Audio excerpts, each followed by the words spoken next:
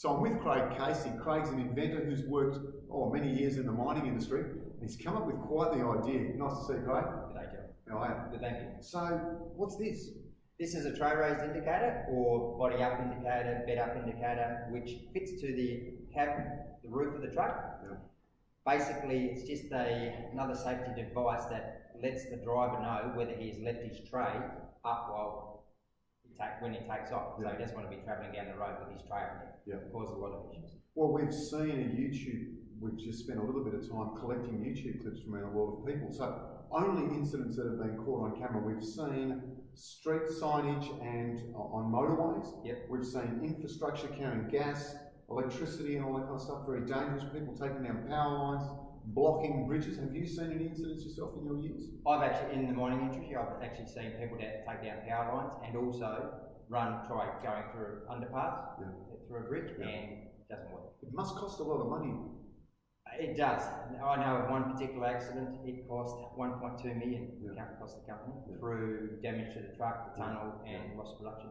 Not being in the trucking industry, I've got to admit I laughed when I saw that one truck that hit the gas and the overpass at a mine site, and then it cleared up and the security camera showed 10 minutes later someone else hit it. So, the cost to governments, the cost to companies, the reputation loss of a company whose drivers kept doing it, plus, as you mentioned before, people die if they hit power lines. That's correct. There's a lot of accidents and a lot of deaths through this happening. So we're looking at saving billions of dollars for countries. How does it mount? Right, it mounts on the cab with high-powered magnets. So you just fit that in position where you want it. Then you just adjust this out, it slides out, and then you tighten it up. And the only two things you need for this to work is the truck's tray and gravity. So this is where the driver sits, pretend. That's the cabin. Oh, actually, here's one we prepared earlier. That's it. We'll get the camera person to come over a bit closer and do a real live demo. So Craig, I've just dumped a load of iron ore somewhere, which is almost worth money again. What happens? Right, you can see the sign which is out of the way. So as we lift the tray up, it just goes down in front of the driver's vision, so he knows. So he's got the handbrake on, he's dumping a load of 20 tons of ore. He's finished, he gets an indicator to take off. Small truck, And so what happens, he's aware that his tray is up now. So, and then when the tray comes down, it just takes it back up out of the way. And so it's so simple. Being plastic, no banging and clanging? No, that's right. So it's not steel. So this here is made so it retains memory. So it'll be flexible and it'll retain that flexibility. So you don't have that bouncing around. Okay, and I guess that because each of these cabins is different, that's what the height of the length is? That's correct. So we can adjust this to any truck. This cabin is plastic. Most of them are metal. Yes. But even if they're aluminium or another material, you've worked that out too. There's different brackets. Yes, I can see the variations over there. So, because Craig's been working on it for how long? 11 years now. 11 years, and there are quite a number installed in different mines, including some of the biggest mining companies in the world, have them installed. Instead of you starting to carve these out at night time, you're looking to sell the international patents from America, Australia, and Canada. And so we know that trucks have got audible, visible and gear. You can't get out of first gear while the tray's up, and yet this still happens. That's right, because those things fail.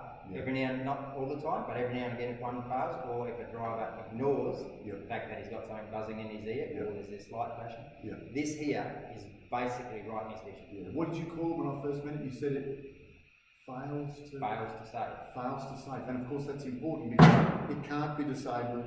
It's no human error here. The driver can't start looking around it. It's an amazing invention. How much do they cost? $2,500 at this stage, but hopefully that price will definitely come down with the more we pay. Obviously, in volumes. How long does it take to install? About 30 minutes. So next time, so I'm a truck driver working for a large mining company. The truck's going to get new tyres banged and whack one on. Yes. Take half an hour. It takes longer to change the tyres. Certainly does. It does. Okay, so you've been in mining for a long time. How many trucks would need one?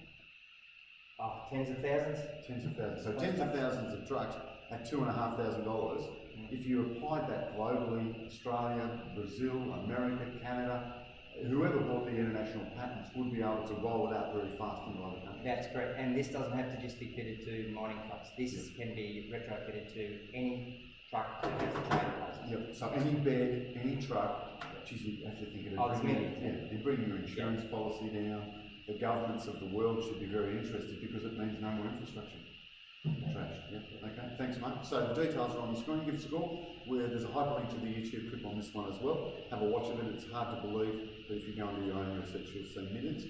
Give us a call when you're ready, we're keen. There's only one person who's going to buy the rights to it. Thank you, Craig. Yeah. Well done. Cheers.